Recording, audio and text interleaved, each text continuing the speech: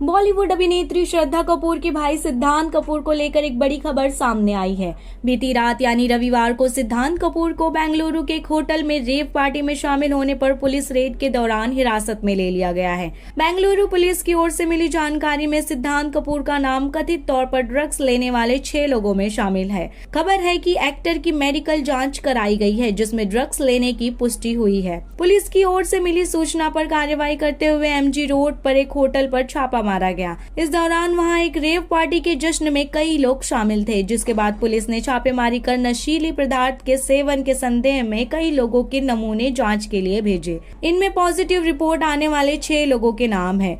इसमें श्रद्धा कपूर के भाई सिद्धांत कपूर का भी सैंपल शामिल था। ड्रग्स मामले में बेटे सिद्धांत का नाम आने के बाद शक्ति कपूर सदमे में है। उनका कहना है कि उन्हें इस बात की कोई जानकारी नहीं है। उन्हें सिद्धांत के हिरासत में लिए जाने की बात मीडिया से पता चलने के बाद वो भी पुलिस और अपने बेटे से संपर्क करने की कोशिश करने में लगे हैं। इतना ही नहीं, शक्ति कपूर का सिद्धांत कपूर द्वारा ड्रग्स लेने की बात पर कहना है कि ये पॉसिबल नहीं है। बताते चले कि सिद्धांत से पहले ड्रग्स मामले में शक्ति कपूर की बेटी श्रद्धा कपूर का भी नाम सामने आया था। श्रद्धा का नाम ड्रग्स मामले में उस समय सामने आया जब नारकोटिक्स कंट्रोल ब्यूरो द्वारा सुशांत सिंह राजपूत की मौत से जुड़े ड्रग्स मामले की जांच की जा रही थी।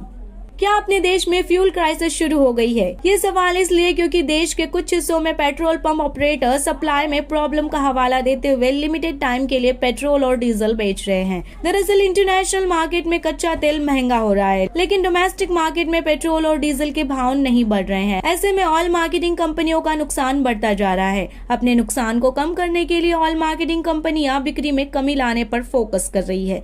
ताजा मामला राजस्थान से है। मीडिया रिपोर्ट्स के मुताबिक राजस्थान में पेट्रोल पंप ऑपरेटर्स ने रात में 9 बजे के बाद पेट्रोल बेचना बंद कर दिया है। HPCL और BPCL ने अपने घाटे को कम करने के लिए कम घंटे के लिए पेट्रोल और डीजल बेचने का फैसला किया है। कंपनी की तरफ से पेट्रोल पंप ऑपरेटर्स को रात में 9 बजे के बाद फ्यूल नहीं बेचने का निर्देश जारी किया गया है। हालांकि पेट्रोल पंप ऑपरेटर्स का कहना है कि सप्लाई में कमी के कारण लिमिटेड टाइम के लिए पेट्रोल बेचा जा रहा है। सप्लाई और डिमांड के बीच ये डिफरेंस पूरे देश में फ्यूल क्राइसिस की तरफ इशारा कर रहा है। राजस्थान में जयपुर, जोधपुर, अजमेर और कोटा जैसे डिपो में ऑयल रिजर्व घटा है, जिसके कारण सप्लाई में समस्या आ रही है। IPL मीडिया राइट्स की नीलामी में 2 पैकेज के लिए नीलामी पूरी हो गई है। ई ऑक्शन के दूसरे दिन सोमवार को IPL के टीवी राइट्स की नीलामी हो चुकी है। ये पर 57.5 करोड़ में बिके हैं। वहीं डिजिटल राइट्स की नीलामी 48 करोड़ रुपए पर मैच हुआ है। ये अगले 5 साल के लिए है। वेबसाइट क्रिकबज़ ने इस बात की जानकारी दी है। यानी BCCI को टीवी और डिजिटल प्लेटफॉर्म पर एक मैच को दिखाने के लिए टोटल 105.5 करोड़ की रकम मिलेगी। ये नीलामी अगले 5 साल के राइट्स के लिए हो रही है। यानी BCCI 2023 से 2027 तक के मीडिया राइट्स बेच रहा है। ये नीलामी 2 कैटेगरी पैकेज A और पैकेज B के लिए हुई है। इन दोनों कैटेगरी के लिए कुल कीमत 43,255 करोड़ बताई जा रही है। पैकेज A की कुल कीमत 23,575 करोड़ रुपए है। वहीं पैकेज B की कुल कीमत 19,680 करोड़ रुपए है। पैकेज A भारत में टीवी राइट्स के लिए है, जबकि पैकेज B ऑनलाइन स्ट्रीमिंग के राइट्स के लिए है। इसमें एक दिलचस्प बात यह है कि पैकेज A जीतने वाली कंपनी पैकेज B जीतने वाली कंपनी को 1 करोड़ की एक्स्ट्रा रकम के लिए चैलेंज कर सकती है। कांग्रेस सांसद राहुल गांधी सोमवार को नेशनल हेराल्ड से जुड़े मनी लॉन्ड्रिंग मामले में पूछताछ के लिए ईडी के सामने पेश हुए हैं। वहीं कांग्रेस नेता ईडी के खिलाफ जगह जगह प्रदर्शन कर रहे हैं। इसी कड़ी में मध्य प्रदेश के इंदौर में कांग्रेस ने ईडी ऑफिस के बाहर अनोखे तरीके से प्रदर्शन किया है। कांग्रेस ने पिंजरे में बंद तोते के साथ दफ्तर के सामने प्रदर्शन किया। पिंजरे में बंद तोते के साथ ही एक पोस्टर पर लिखा गया है कि मैं भाजपा का तोता। वहीं एक पोस्टर पर पुष्पा फिल्म का डायलॉग लिखा था, मैं झुकेगा नहीं राहुल गांधी। वहीं बता दें कि नेशनल हेराल्ड केस में पूछताछ के लिए राहुल गांधी सुबह करीब 11 बजे परिवर्तन निदेशालय यानी ईडी के दफ्तर पहुंच गए थे। उनके साथ उनकी बहन और कांग्रेस महासचिव प्रियंका गांधी भी ईडी दफ्तर पहुंची थी। कहा जा रहा है कि ईडी ने राहुल गांधी से पूछताछ के लिए सवालों की लंबी लिस्ट तैयार की है। लगभग 2 दर्जन सवाल ईडी के अफसर राहुल गांधी से पूछेंगे, जो सभी नेशनल हेराल्ड और यंग इंडिया कंपनी से जुड़े होंगे।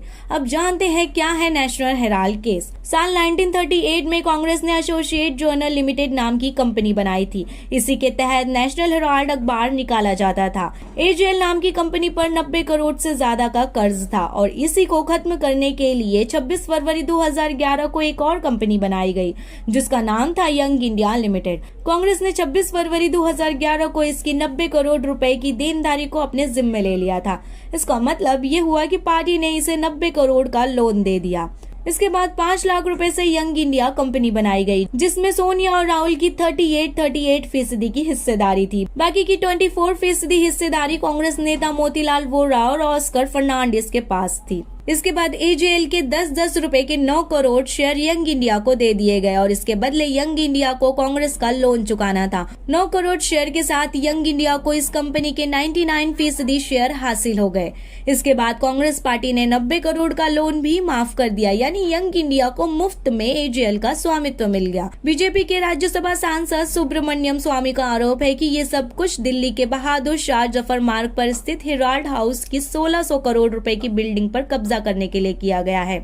सोनिया राहुल के खिलाफ अपनी याचिका में बीजेपी नेता ने लिखा है कि साजिश के तहत यंग इंडिया लिमिटेड को एजेएल की संपत्ति का अधिकार दिया गया है। हेराल्ड हाउस को फिलहाल पासपोर्ट ऑफिस के लिए किराए पर दिया गया है। सुब्रमण्यम स्वामी का कहना है कि हेराल्ड हाउस को केंद्र सरकार ने समाचार पत्र चलाने के लिए जमीन दी थी, इस लिहाज से उसे व्यावसायिक उद्देश्य के लिए इस्तेमाल नहीं किया जा सकता। इसके बाद 26 जून 2014 को मेट्रोपॉलिटन मजिस्ट्रेट ने सोनिया राहुल समेत सभी आरोपियों के खिलाफ समन जारी किया। उसके बाद 1 अगस्त 2014 को ईडी ने इस मामले में संज्ञान लिया और मनी लॉन्ड्रिंग का केस दर्ज किया, लेकिन 19 दिसंबर 2015 को सोनिया राहुल समेत सभी आरोपियों को दिल्ली पटियाला कोर्ट ने जमानत दे दी। उसके बाद 9 सितंबर 2018 को दिल्ली हाई कोर्ट ने सोनिया और राहुल को करारा झटका दिया। कोर्ट ने आयकर विभाग के नोटिस के खिलाफ सोनिया और राहुल की याचिका खारिज कर दी। हालांकि कांग्रेस ने उसे सुप्रीम कोर्ट में भी चुनौती दी, लेकिन 4 दिसंबर 2018 को कोर्ट ने कहा कि आयकर की जांच जारी रहेगी और अगली सुनवाई तक कोई आदेश पारित नहीं होगा। उसके बाद 2019 में इसी केस से जुड़े 64 करोड़ की संपत्ति को ईडी ने जब्त किया और अब ईडी ने इसी मामले को लेकर सोनिया और राहुल को नोटिस भेजा है। बाकी सुनते रहिए सुपरफास्ट शॉर्ट न्यूज, एक अलग नजरिया खबरों का।